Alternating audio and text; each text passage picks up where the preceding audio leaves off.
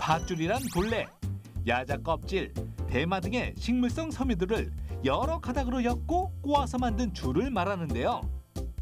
휴지 역시 펄프와 같은 식물성 섬유들을 겹치고 얽어 만들기 때문에 튼튼하게 잘만 꼬아준다면 밧줄만큼 강력한 휴지 동아줄이 탄생될 수도 있다는 거죠. 지금부터 휴지 동아줄로 차를 끌어보겠습니다.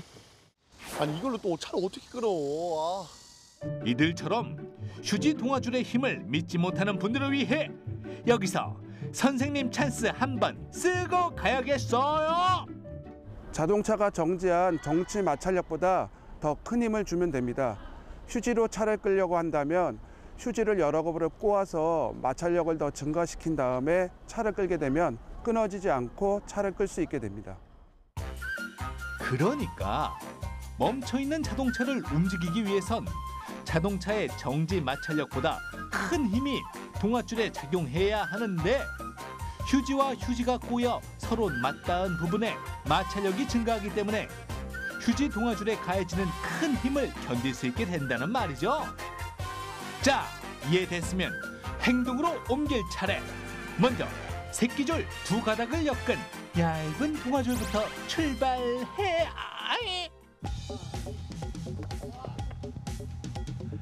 아니 이걸로 어떻게 차를 끌어요? 근데 치실보다 이게 더 얇을 것 같아요.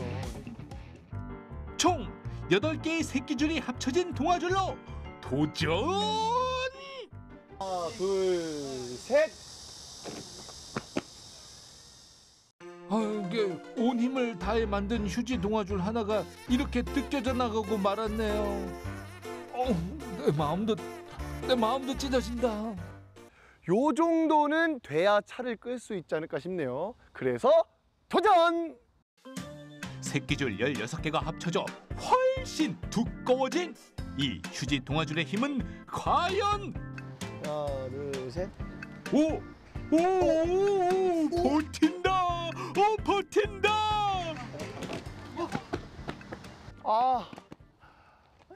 이걸 어떻게 만들었는데? 하지만 마지막 줄이 있지. 거기 희망을 걸겠어. 2줄. 새끼줄로 치면 32줄입니다. 이 정도는 돼야지 이 차를 끌 수 있지 않을까 싶습니다. 이번에는 무조건 성공할 거야. 톡톡 씨의 강한 의지가 담긴 마지막 동아줄은 과연? 야야야야! 나 눈물 나. 드디어 끌립니다. 32개의 새끼줄을 합친 휴지 동아줄로 약 2톤에 달하는 승합차 끌기. 성공이에요. 어라? 그냥 끌기만 한 게 아니었네요. 이거 인력 거야 뭐야? 여튼 대단합니다. 유레카!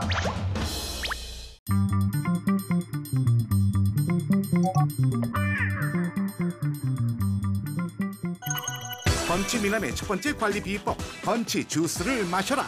이곳에 건치 주스를 만들 수 있는 이 재료가 숨어져 있습니다. 냉장고 속엔 과연 무엇이? 아니 이건 고구마? 건치 주스를 만들 수 있는 재료, 생고구마. 고구마를 생으로요? 고구마를 익히면 비타민이 파괴되기 때문에 이렇게 생으로 넣는 게 더 좋습니다. 여기에 바나나와 우유까지 함께 넣어주는데 이게 답니까? 맞다. 중요한 거 하나 빠졌네요.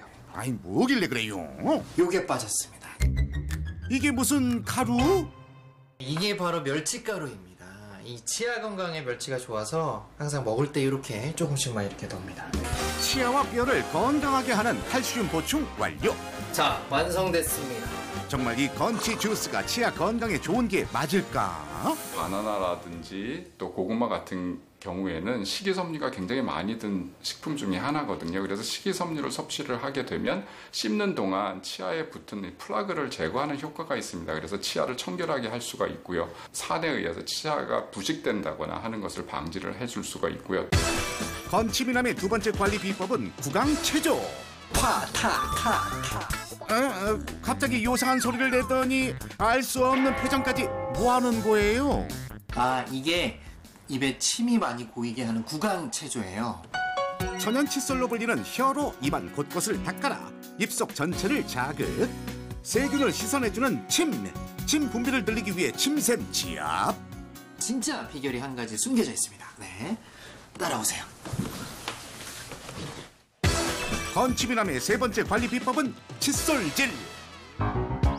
과연 어떤 방법일까 따라가 봤는데 아, 이건 아니고요. 네, 제 비결 중에 하나가 요 칫솔입니다. 네, 요 칫솔. 아니 이건 좀 유아용 아니에요? 이건 왜? 칫솔모가 좀 작으면은 이 안쪽에 이 어금니 닦기 어려운 부분들 있잖아요. 그런 부분들이 좀 잘 닦이더라고요. 여러분도 저처럼 치아 관리하세요.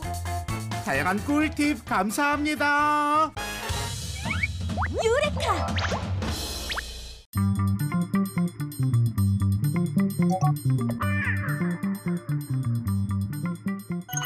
자, 우리가 이제 일상 속에서 지진이 왔다. 그럼 우리가 공부를 하고 있는 친구들도 있을 것이고, 뭐 일하고 있는 친구들도 있을 것이고, 우리와 같이 지금 이렇게 같이 막 방송을 하고 있는 친구들도 있을 텐데 어떻게 대비를 해야 할까요? 일단 제가 좀 말씀드리면 국민재난 안전 포털 사이트가 있어요. 가면 이 지진이 발생했을 때 대피소들이 좀 나와 있거든요. 이 대피소들을 미리 알아놓는 게 좀 중요해요. 만약에 지진이 날 것 같다, 무섭다, 가만히 있는 게 아니라 얼른 대피소를 좀 이동하면 좋고, 행정안전부의 사이트에 들어가면 어떻게 행동하면 좋은지 요령들이 좀 나와 있어요. 그러니까 사실 사고라는 게 미리 대비를 해놓으면 최소화시킬 수 있잖아요. 미리 축지해놓고 딱 조금만 흔들려도 대피해서 있고, 혹시 대피 못했을 때 어떻게 해야겠다라는 그 요령들만 좀 익숙하게 좀 익혀놓는다면 조금은 좀 낫지 않을까 이런 생각이 들어요. 맞아요. 그리고 제가 수현 씨랑 다른 방송에서 지진 체험하는 거 해봤었잖아요. 과학관에서. 그런 식으로 미리 지진에 대해 체험해보는 것도 너무 두려움을 좀 극복할 수 있는 그런 방법이 될 수도 있을 것 같고요. 맞아. 또 지진에 대해서 많은 분들이 관심을 가지면서 그 생존 배낭을 챙기시는 분들이 많이 늘고 있거든요. 맞아. 왜냐하면 갑자기 지진이 나서 대피를 갔다. 그러면은 뭐 아무것도 없잖아요. 먹을 것도 없고 물도 없고 하면 생존을 할 수가 없으니까 혼자 갇히게 되는 상황을 대비해서 물, 뭐 라디오, 건전지 이런 걸 챙기는 생존 배낭 키트를 싸는 방법들이 인터넷에 잘 안내가 돼 있거든요. 요즘 이걸 그냥 다 만들어서 팔기도 하더라고요. 그래서 만일을 대비해서 집에 하나씩 준비를 해놓으시면 좋을 것 같습니다. 저희 기상청에서는 그 2015년부터 지진 조기 경보 서비스를 운영을 하고 있습니다.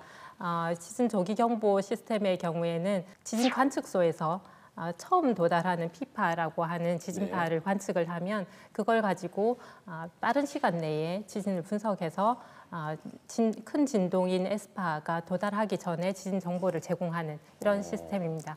2015년부터 시작하긴 했는데 점점 더 그 분석하는 시간을 단축을 시켜서 올해에는 7초에서 25초 정도로 그 짧은 시간 내에 정보를 제공할 수 있도록 그렇게 그런 목표를 가지고 추진을 하고 있습니다. 그러니까 지진이 발생하고 피파가 도착하게 되면 7에서 25초 이내에 모든 사람들이 이제 경보를 받을 수 있는. 네, 그렇게 노력을 하고 있습니다. 그러니까 지진이 왔다라는 사실을 미리 좀 알고 우리가 그런 시간이 있다면 좀 대처를 할 수 있는 거죠. 그렇죠. 미리 알게 된다면 조금이라도 아까 말씀하셨듯이 뭐 가방을 챙긴다든지 가방이라도 챙겨서 어디 안전한 곳으로 빨리 뛰어갈 수 있도록.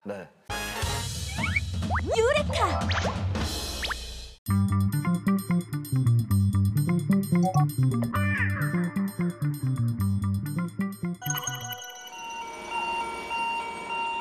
하루의 임무를 무사히 마친 열차가 차고지에 들어섭니다.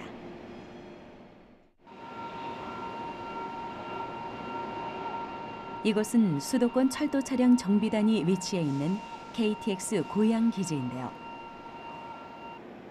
고속철도의 정비와 관리가 이루어지는 곳입니다. 운행을 마치고 차고지에 들어온 차량은 본격적인 점검 작업에 들어갑니다. 특히 중정비의 경우 열차의 종합 검진이라고 보면 되는데요. 차량을 분리한 후 KTX를 구성하는 각 세부 부품들을 해체하고 특수 정밀 기기를 이용해 주요 장치들을 테스트하는 과정. 검수 항목이 무려 300개가 넘습니다.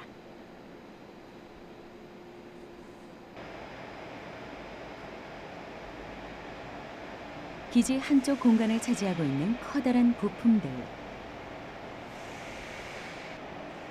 철도의 바퀴에 해당하는 차륜입니다.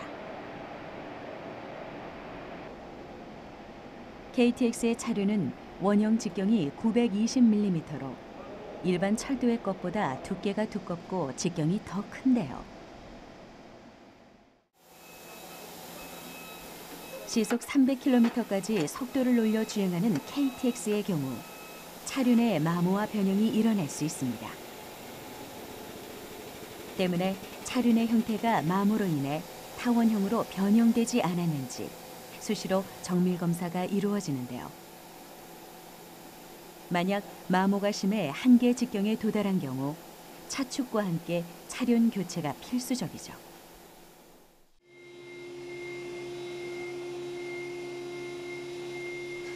첨단 장비와 전문가의 숙련된 기술력이 요구되는 철도 관리 시스템. 우리가 편리하게 이용하는 교통수단이지만 철도가 어떻게 관리되고 있는지 잘 알지 못하는 사람들이 대부분일 텐데요. 우리의 고속철도가 화려한 스펙을 자랑할 수 있는 데에는 이렇게 철도의 안전성과 신뢰성을 높이기 위한 땀과 독자 기술이 있기에 가능한 것이었습니다.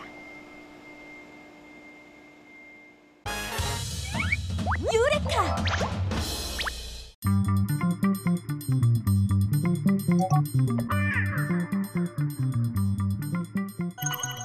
우리는 생활 속에서 생각보다 많은 인공향료를 접하고 있습니다.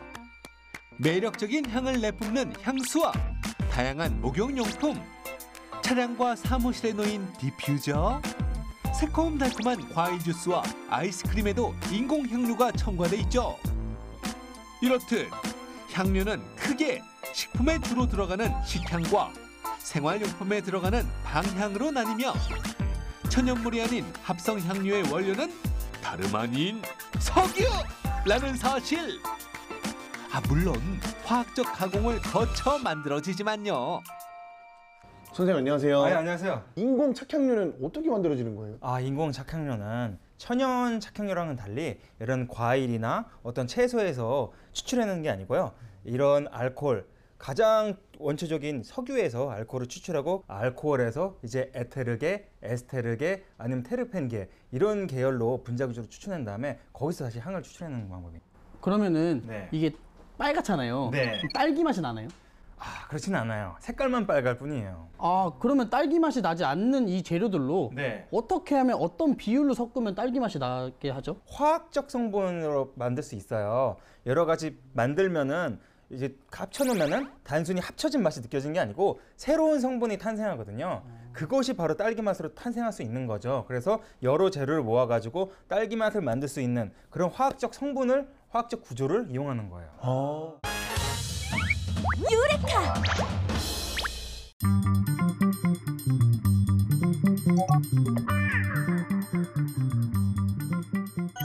자, 그러면 예전부터 연금술, 이제 어떤 물질을 금으로 만들고자 했을까요? 사실 뭐 철, 모래, 수은, 납 여러 가지 굉장히 많은 걸 가지고 금을 만들려고 했는데 이제 되게 엉뚱한 소재를 가지고 실험을 했던 사람이 있습니다. 엉뚱한 소재로요? 네. 실험의 주인공은 17세기 연금술사인 해닝 브란트라는 사람인데 이분은 소변을 금으로 바꾸려고 했어요. 오줌 말씀하시는 거죠? 그렇습니다. 이유는 이상한데요. 일단 소변이 황금색을 띠고 있다라는 것이고 이 사람 좀 특이한데요. 그다음에 누구나 이제 소변을 보잖아요. 그래서 굉장히 그 실험할 수 있는 자원이 많지 않습니까? 그래서 여러 번의 실험 끝에 1669년에 드디어 금을 만든 것은 아니고 자신의 소변에서 가연성이 있고 부드럽게 빛나는 녹색 물질을 추출해내게 됩니다. 빛을 내는 물질이요? 그게 뭔가요? 당연히 금은 아니고 이 물질은 후에 로버트 보일이라는 과학자에 의해서 독립적인 어떤 원소임이 발견이 되고요. 이게 빛을 나르는 물질이라고 해서 인이라는 이름을 갖게 됩니다. 인이요? 네. 인은 이제 지금은 뭐 비료라든가 뭐 성냥, 치아, 그 세제 등 다양한 곳에서 활용이 되고 있는 물질이죠.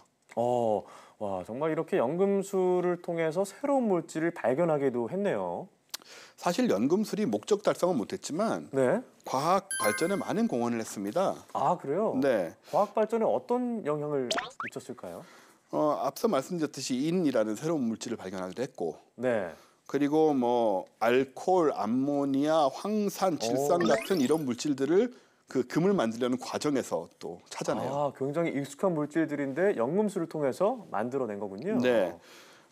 그리고 정확한 실험을 위해서는 아주 재료의 정확한 용량을 재야 되잖아요. 네. 그래서 저울을 발명하게 만들고, 그리고 다양한 금속들을 섞어야 하기 때문에 금속을 녹이는 도구인이 뭐 도간이라고 하죠. 네. 그런 도가니요. 장비도 만들게 되고, 그런 다음에 플라스크, 중류기 등 지금도 실험실에서 쓰고 있는 각종 실험 기구들이 연금술사의 손에 의해서 만들어집니다.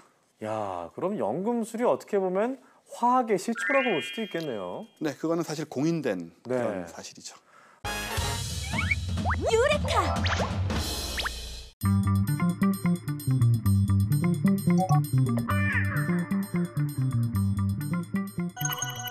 인공 눈물은 성분이나 형태에 따라 다양하게 나뉘지만 일반적으로 수분을 공급하는 용도 그리고 때에 따라서는 치료의 목적으로도 쓰입니다. 인체의 눈물은 약알칼리성의 액체로서 98%가량 물로 이루어져 있고요. 이 밖에도 소량의 단백질, 염화나트륨, 지방 등이 포함되어 있어 짭짤한 맛을 느낄 수 있죠. 인공 눈물은 시중에 판매되고 있는 제품만 수백 가지에 달하지만 대표적 성분에 따라 3가지 정도로 구분할 수 있는데요. 제1세대 인공 눈물로 불리는 카복시 메틸셀룰로스는 물에 녹으면 끈적끈적한 액체가 되는 섬유소의 일종으로 곰팡이 방지와 세척 효과가 있어 의약품, 화장품, 식품 공업용에서 활발히 사용되고 있는데요. 눈에 넣으면 눈물의 증발을 감소시키고 수분을 끌어들여 눈물층을 두텁게 하는 작용을 한답니다. 인공 눈물로서 가장 보편적으로 사용하는 성분 히알루론산입니다. 히알루론산은 눈물 점액층의 주성분이자 친수성 물질로서 자체 무게의 1000배에 달하는 물을 함유할 수 있고요. 더불어 점도가 높아 안구 표면을 오랫동안 촉촉하게 유지하고 보호하는 작용을 하죠. 그리고 차세대 인공 눈물 성분으로 주목받고 있는 트레할로스 성분은 뜨거운 사막에서 완전히 마른 상태에서도 물을 가하면 금세 살아나는 부활초와 선인장 등에 다량 존재하는 자연 성분인데요. 식품 첨가물로도 사용하고 있으며 각막의 상처 치유와 세포 재생을 촉진한다고 하네요. 그럼 만약 인공 눈물이 없다고 이 무식한 사람들처럼 생수를 눈에 막 넣으면 그러면 과연 무슨 일이 벌어질지 안습이다 정말. 선생님 좀 알려주세요. 일단 우리 인공 눈물은 우리 눈의 삼투압이나 산성도 그리고 다른 전해질 같은 성분을 비슷하게 맞춰놓은 제제이기 때문에 수돗물이나 그 증류수 같은 깨끗이 소독된 물이라고 해도 우리가 일반적인 대장균이나 수돗물에는 가시, 아메바 같은 기생충 같은 게 살고 있기 때문에 자주 사용하면 오히려 눈 건강을 해칠 수가 있습니다. 맹물은 눈물로서의 역할을 대신할 수 없다는 사실 이제 알았죠? 유레카!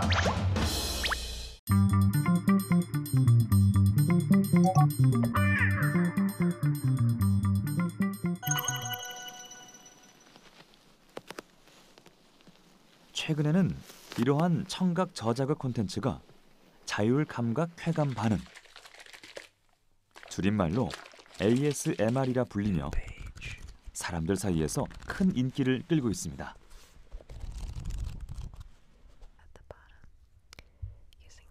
뇌를 자극해 얻을 수 있는 심리적 안정감이나 쾌감 같은 감각적 경험을 뜻하는 ASMR.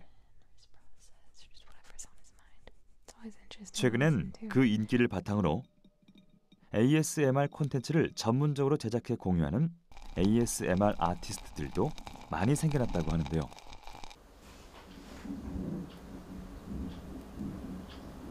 그 중에서도 자신만의 독창적인 콘텐츠로 두터운 팬층을 보유하고 있는 ASMR 아티스트 미니유.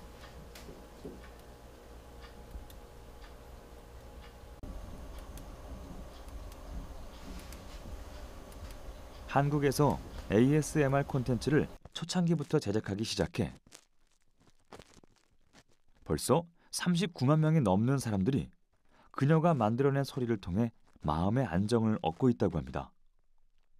해외 ASMR 업로더들의 영상을 이제 포스팅해 놓은 글을 보고 처음 ASMR이라는 걸 접하게 됐는데 듣다 보니까 정말 너무 좋고 나른나른하고 잠도 오는 것 같고 너무 좋은데 한국어로 제작된 게 거의 없어서 이렇게 좋은 게 왜 한국어로는 제작되지 않고 있을까? 그러면 내가 한번 많이 만들어 봐야겠다 이런 생각으로 처음에 시작을 하게 됐습니다.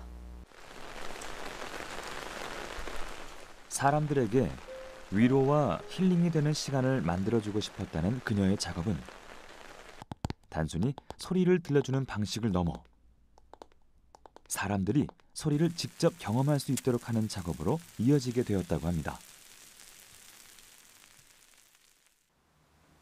바로 옆에서 들려오는 것 같은 섬세한 소리들을 위해선 특별한 공간이 필요하다고 합니다.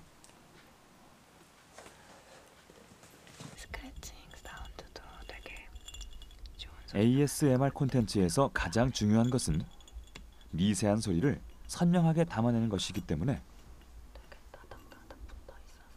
이렇게 직접 작업실을 설치하고 전문 녹음 장비들을 이용해 소리를 만들어내고 있다고 하네요. 귀가 달려 있어가지고 주로 귀를 이렇게 마사지하는 소리를 낸다거나 아니면 이런 귀개 같은 걸로 귀 청소, 귀 파주는 그런 소리를 낼 때 주로 쓰기도 하고요. 이 2개짜리 마이크는 이렇게 왼쪽 오른쪽 구분이 굉장히 명확한 마이크라서 이제 왼쪽 귀에서 오른쪽 귀로 이렇게 넘어가는 소리를 만들 때 되게 좋은 마이크예요. 얘 같은 경우에는 이제 녹음기인데 마이크 기능이 되기 때문에 자주 사용하기도 하고 부드러운 소리를 원할 때 사용하는 마이크예요. 여러 가지 대상을 섬세하게 만지고 두드리고 긁는 방식 등을 통해 소리를 만드는데요.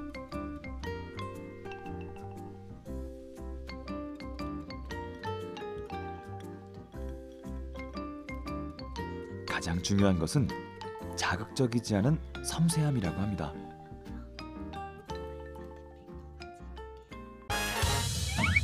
유레카!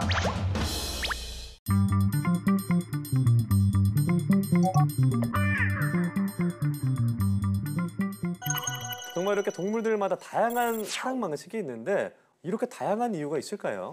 굉장히 복잡한 원인이 있겠지만 지금 말씀드리는 실험으로 아마 해답 중 하나를 얻을 수 있을 것 같아요. 그래요? 미국 플로리다 주립대 모하메드 카비주 교수의 연구인데 평생 한 짝꿍과만 지내고 새끼를 정성스럽게 돌보는 프레리 들쥐라는 쥐가 있습니다. 일편단심쥐예요. 네네. 그리고 돌아서면 바로 다른 암컷을 찾는 산악들쥐라는 쥐도 있어요.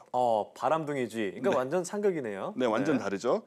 근데 유전자 99% 일치를 합니다. 그래요? 그럼 뭐가 다른 것일까 봤더니 이 프레리 들쥐의 경우 바소프레신이라는 호르몬과 옥시토신이라는 호르몬이 많이 분비되는 것을 밝혀낼 수 있었어요. 그렇군요. 그래서 이 바람둥이 쥐인 산악들쥐에게 프레리 들쥐의 유전자를 그 부분의 유전자를 넣어줬습니다. 그랬더니 바람둥이 쥐가 바로 착한 남편으로 돌변하는 거예요. 호르몬을 넣어줬더니 바람둥이가 돌변한 거군요. 그렇죠. 신기하네요. 이 연구가 더욱 의미가 있는 것은 사람에게도 이런 일이 일어난다는 것입니다. 사람을 향해서도요? 네네. 스웨덴의 카롤린스카 연구소에 따르면 실제 바로 바소프레신과 관련한 이 돌연변이가 생기면 정상인에 비해서 결혼을 못할 확률이 2배 가까이 된다는 거예요. 즉 이제 바소프레신이 제대로 분배가 안 돼서 정상적으로 이제 안정된 짝을 못 갖는 거죠. 그리고 정신질환이나 자폐증, 정신분열 뭐 이런 류의 그런 치료 활용 연구에도 지금 사용이 되고 있는데 즉 바소프레신 같은 경우에는 소위 그 일편단심 호르몬인 거예요. 많이 분비되면 분비될수록 한 짝만 안정되게 유지하려는 경향을 갖게 됩니다. 네, 이런 동물의 사랑에 관한 연구로 사람에 영향을 미치기도 하는군요. 유레카!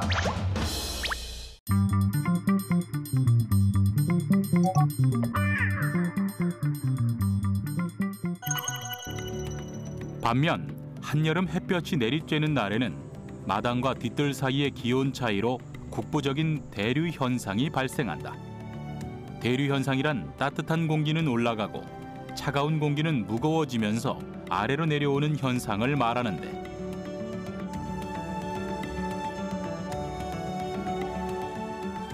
즉 산바람이 마당 쪽으로 불어내려오면 대청을 통하게 된다. 대청의 앞쪽은 개방돼 있고 뒤편은 벽과 창을 만들어 바람의 속도가 빨라지도록 한다.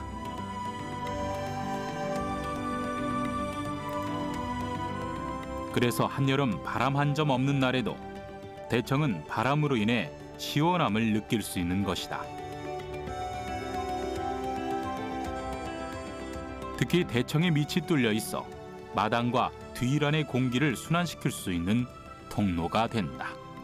한옥 자체는 외부 기후의 변화에 따라서 실내의 그 환경을 조절할 수 있는 능력을 스스로 갖고 있습니다. 오랫동안 이 땅에 적응하면서 만들어진 완결성 높은 건축이라고 볼 수 있는데요.